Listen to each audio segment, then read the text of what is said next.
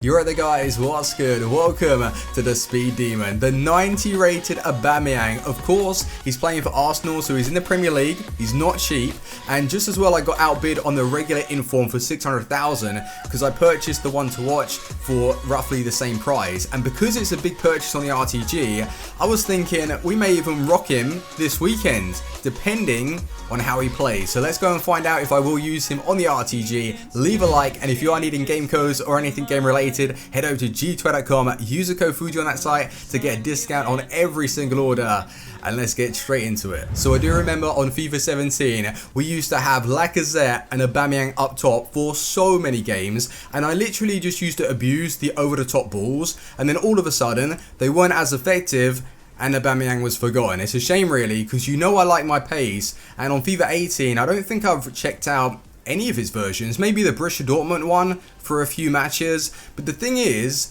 if you play Divisions or the Weekend League, you never see AUBAMEYANG. Why is that? Is he bad? Surely this 90 rated card is good. Wow.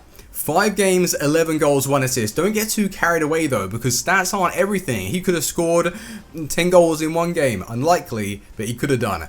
612,000 coins, 4-star weak foot, 3-star skill moves. I really want to speak about that weak foot, by the way. 6'2", medium to low work rate. So what is this card really offering?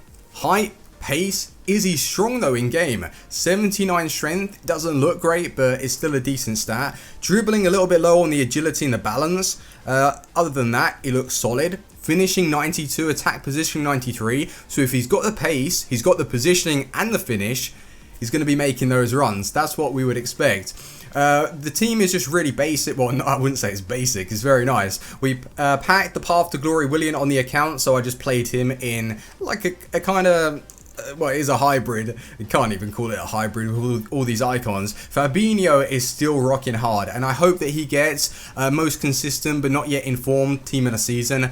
I will bring him in. I would actually drop at the time, once team of the season is out, because the team of the season cards are so good, you can then afford to drop icons, and then I can use them in the Weekend League. This Marcelo guy was actually pretty good, and he only has 64 acceleration.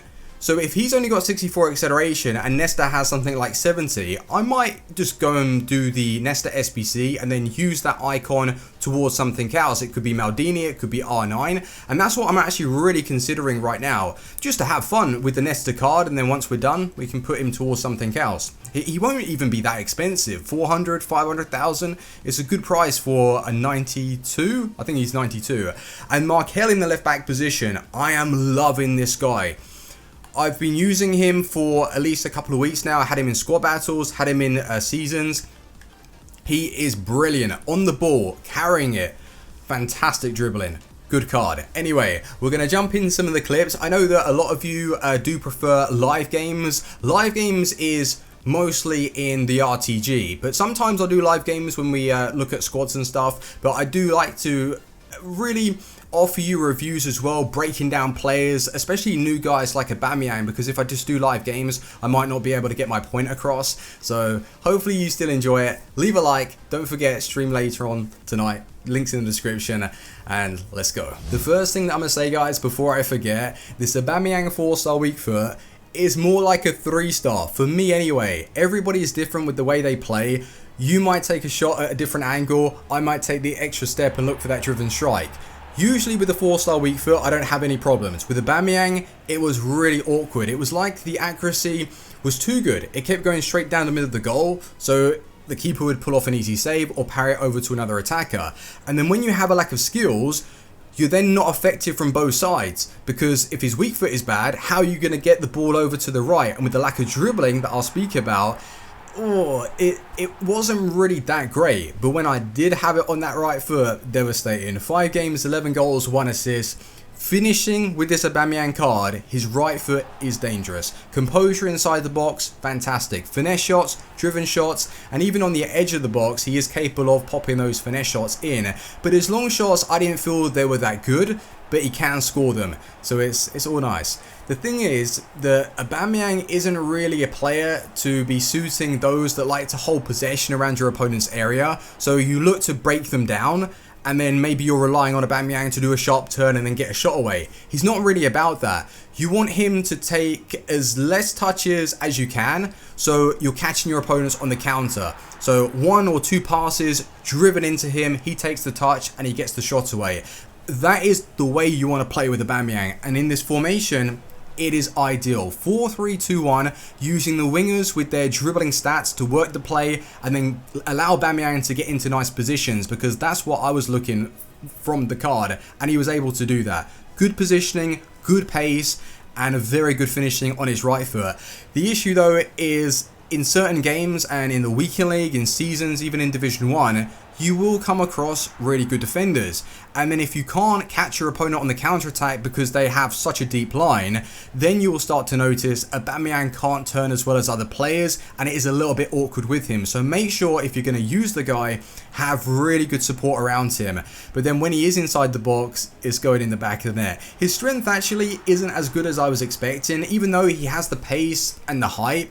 That strength stat, he will get tackled and he will get bullied. But for the most part, he's quick. And as long as you can find space, whether or not he's running towards the line or he's running straight through the middle, get use out of that. That is how you want to play with Aubameyang, of course. But that's a good record, really. 5 games, 11 goals, 1 assist. But it's really weird because sometimes when I score a load of goals with a card, you can be honest with yourself and say that you didn't really like Aubameyang. And I would have to say that as well. He's a good player. I can feel that from the card. He's got a very nice shot on him. But overall, he was a little bit weak in a few areas. And I would say the weak foot, I don't know why, I just didn't really get on with it. The lack of skills isn't fun. And then his dribbling to move the ball on those sharp turns isn't really that good if you're coming up against very good defenders. But did I have somewhat enjoyment with the card? Yeah, I did. He was awesome. He had a really good shot, and I was just pacing. And sometimes I just have fun doing that. But anyway, guys, 600,000 is far too expensive. I think he should be like 250, 300,000, and that would be a good price because he's just double. He's too much. 600k for what you're getting from the card. There are so many other options, just it isn't worth it. But anyway, guys, thanks ever so much for watching. I should actually still be live over on Twitch, so link in the description to that. But anyway, thanks for watching. See you tomorrow for an RTG episode. Take it easy. Peace.